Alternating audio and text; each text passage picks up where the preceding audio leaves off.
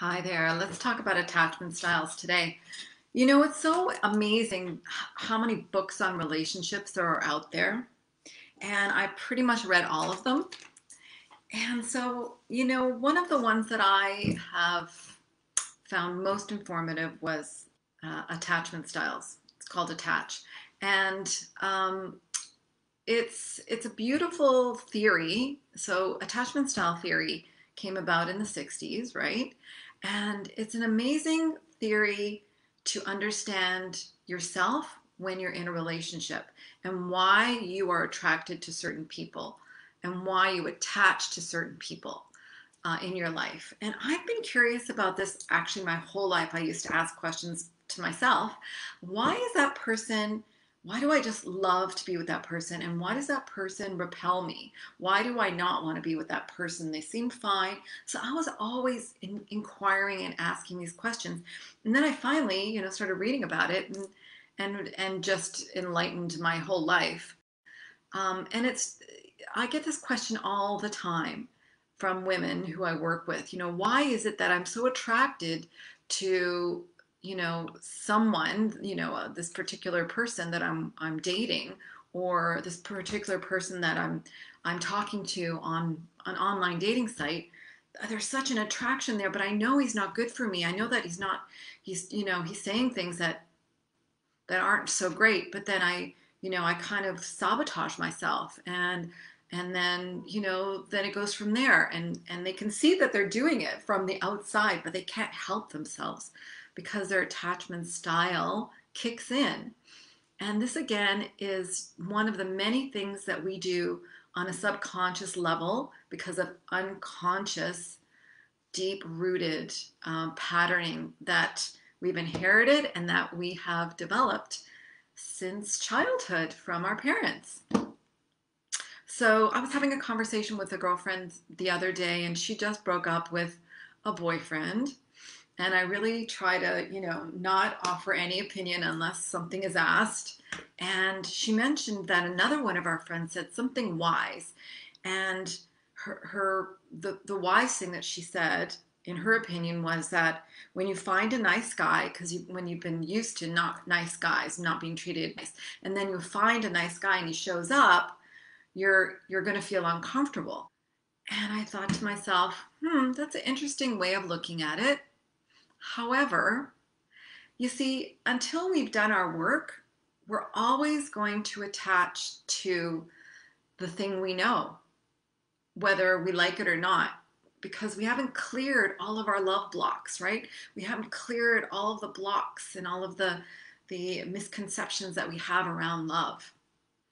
So my response to her was that's interesting.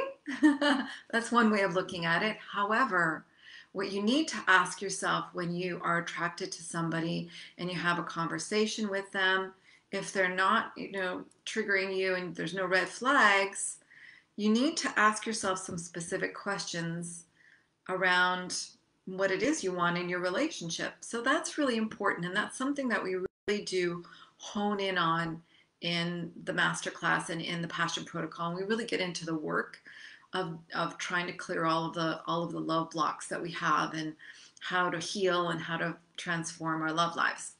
But for today, what I want to do is do a brief sort of analysis or just a brief rundown of what the different attachment styles are, because they've over time, since the 60s when this attachment style theory started, the different labels have changed slightly. So I want to just run down exactly which ones they are and present them in a simple way so that you're going to be able to really identify people's attachment styles in your life really easily.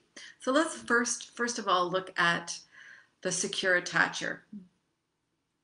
So somebody who is secure is somebody who walks around with the attitude of I'm okay and you're okay and we're all okay, right? They don't have any neediness. They don't have they don't have to be with somebody all the time. They don't have to constantly call that person. They're not smothering, that kind of thing. A great example of somebody who was a secure attachment style was Noah in The Notebook. Remember The Notebook? Yeah. So he was so clear in what he wanted and he communicated well because a secure attacher will have a really good sense of self, right? They are they easily express what they need and what they want. They have no issues with intimacy because they're really grounded in their, first chakra.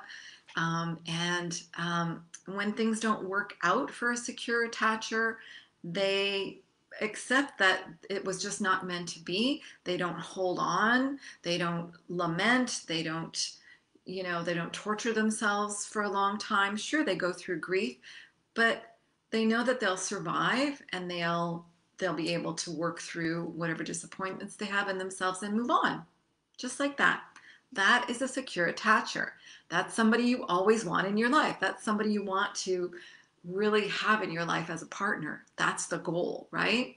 But in order to be a secure attacher, you have to have a certain level of security yourself. So what I find is that the women who work with me generally are anxious attachment style first, secure attachment style, and then avoidant attachment style. So there's really four complete styles. There's the secure attacher, right? There is the anxious attachment style. Then there's the avoidant. The avoidant is broken down into two. There's the dismissive avoidant, and then there is the fearful avoidant. That's someone who is anxious avoidant. Okay, so that was the secure. Let's go back. So someone who is anxious, and you'll know that person immediately because they walk through life thinking, I'm not okay, but everyone else is okay. I'm the one who's got issues, and I'm needy, and I need validation all the time, right? And they're constantly needing approval. They're like an empty pit of, look at me, tell me how great I am, talk to me and make me feel better. And they tend to not take responsibility for their own feelings, right? It's somebody else who is responsible for how I feel. And this is where the codependency kind of behavior comes in, right? When you can only feel good if your partner feels good, right? So also they struggle to communicate their needs because they're in constant fear of being rejected, right?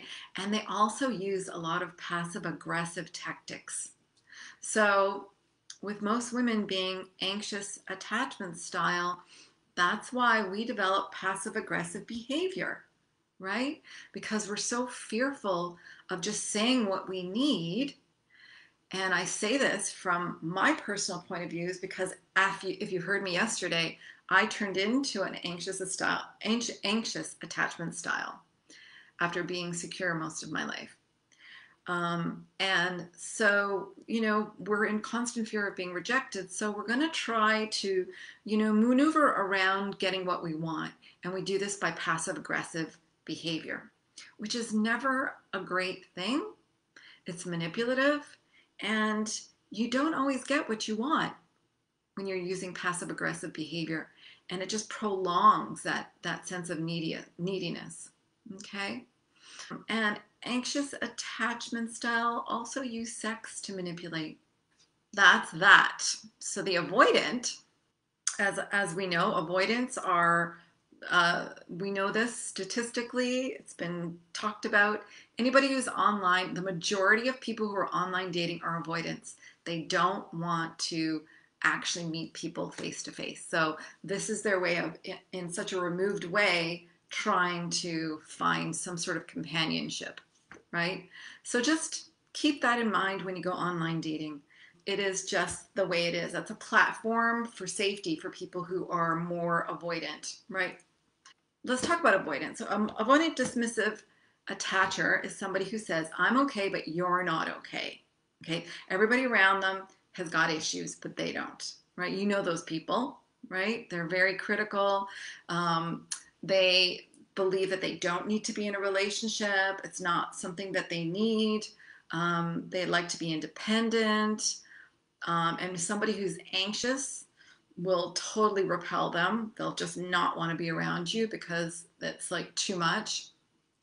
And of course, these are the people who like long distance relationships. I've known quite a few of those in my own life, and I've also attached to some of those. Um, and so you know what that is, right? And we used to call them bachelors. And for men who were like that, they were avoidance, and they were the bachelors. They would never be in a relationship. They would just date a lot. You might know a lot of them in your life right now. Some people, that this is, we don't call them bachelors anymore. We call them just singles, right? And we might have other names for them, but I'm not aware of them. And then there is the avoidant fearful. So this is someone who's anxious avoidant. So they're not only walking around with the attitude of I'm okay, you're not okay. It's actually I'm not okay and you're not okay. So they're it's the rarest type apparently, but this is someone who is very insecure and always afraid of issues in relationships. So much so that they play all kinds of manipulative games to feel secure. And they ultimately push everybody away. So they ultimately manifest what they're most fearful of, right? Is being alone, pushing people away. So that's basically it, right? So there's four. So what you really want to do is avoid the avoidance. And so now knowing what an avoidant is, especially the anxious avoidant style, you're going to know them right away because they're the nervous ones. They're the ones who eagerly want to connect with you right away, even though you might not want to. Um, they are just very, very needy. And, they'll want to meet with you and want you to commit right away, and then they'll cancel at the last minute. So that's kind of the person you seriously want to avoid. So keeping that in mind when you're dating and when you're really looking for your partner on some level, you're just maybe just dabbling into some online dating, or you're talking to somebody right now, it's really super important to understand how you're attaching, right? Just like my friend at the beginning of this talk, as I mentioned, it's not about attaching to somebody where there's energy. Most often you're going to be you're going to have excitement around somebody that is familiar to you. Okay, so they might look all shiny and brand new and really great, and they say all the right things, but there's something you need to always watch out for, especially if you haven't done your own work, because you will always attach to somebody who might be avoidant, somebody who might be a player, somebody who, if you've been on this repeated cycle of attaching to somebody and then them ghosting you, then that's the avoidant not wanting your attachment, your anxious attachment style. That's what's going on there. That's what ghosting's all about.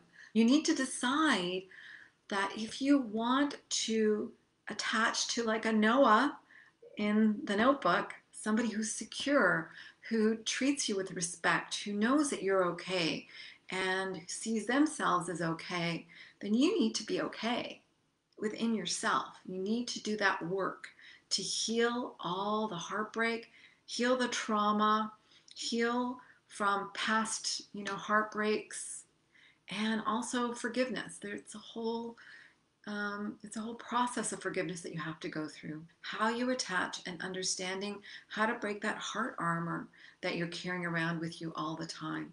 This heart armor is an energetic field that carries all the pain that you're carrying around with you, all the stories, all of the programming you have around your love life and how you are um, how you think you should be in a relationship. So what you want and what you think are two different things. So we need to align what you want with what you think about yourself in relationship. And that's why understanding your attachment style, where you are in your realm, if you're an anxious attacher, what does it mean to be secure? It means to get grounded, to clear all your love blocks, to forgive all that ancestral trauma, and then start repairing your body and repairing how you see yourself in love, right? And start actively living and moving towards the love life that you want. And that's the key. So, understanding your attachment style, Just one step in this learning process.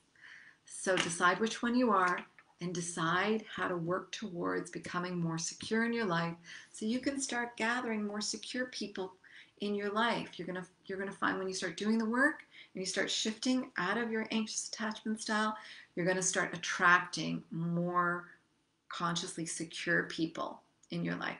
Otherwise, what you're going to be doing in anxious attachment style is you're going to always be attaching to avoidance, because avoidance trigger your anxious attachment style, right? So if you're always in anxious attachment, you're always thinking, I'm not okay, and you're okay, right? So you're going to find somebody who's going to manifest that feeling of not being okay.